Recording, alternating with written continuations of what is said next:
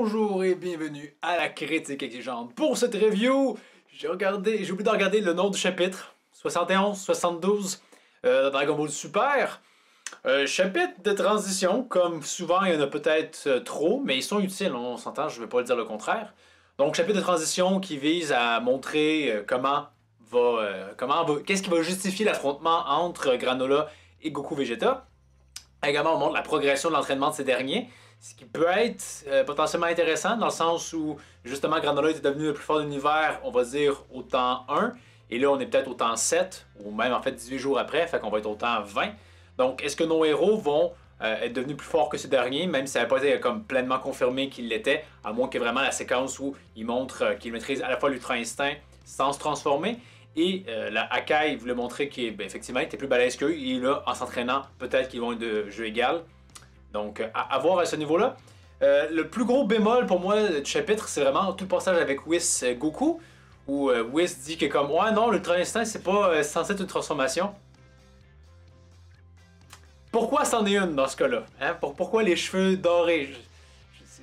On le sait pourquoi, bien évidemment, c'est pour vendre la figurine.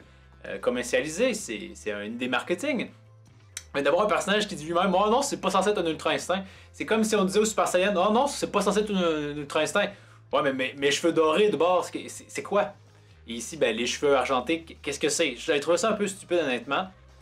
Surtout qu'on dit que ben, les transformations existent encore, c'est juste une version plus puissante encore.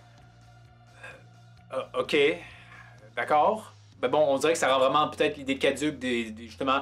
Goku a plus besoin de se transformer en Super Saiyan, c'est plus tant pertinent. Mais en même temps, encore une fois, c'est se dire qu'il y a des niveaux de puissance de l'Ultra Instinct, ce qui, encore une fois, je le redirai jamais assez, pour ce concept-là, à mon avis, ne fonctionne pas. C'est un peu stupide.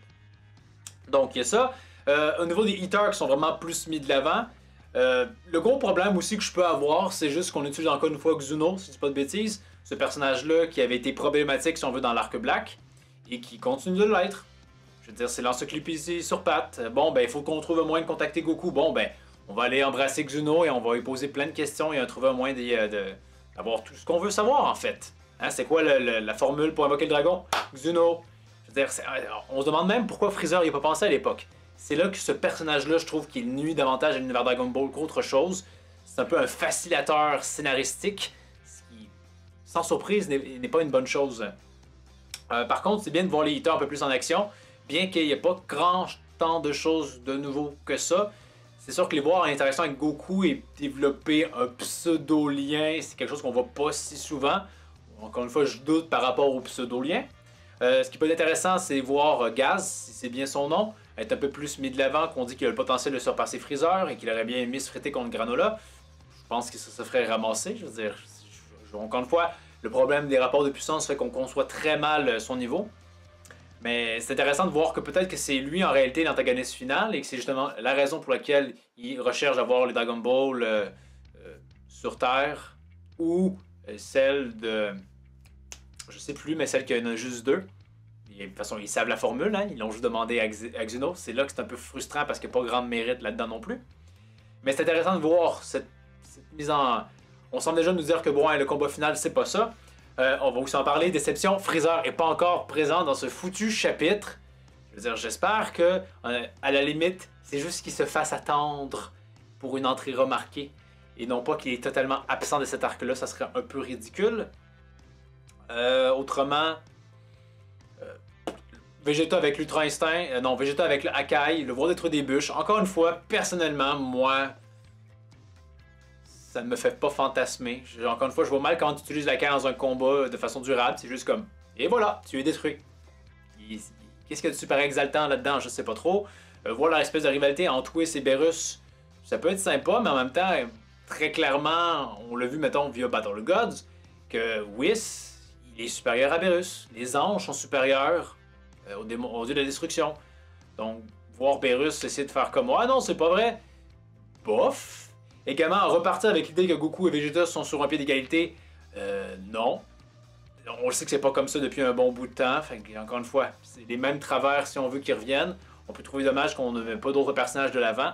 Mais en même temps, c'est conséquent avec ce que les autres chapitres nous montraient à ce niveau-là. Donc ça peut être dommage comme ça peut être correct aussi.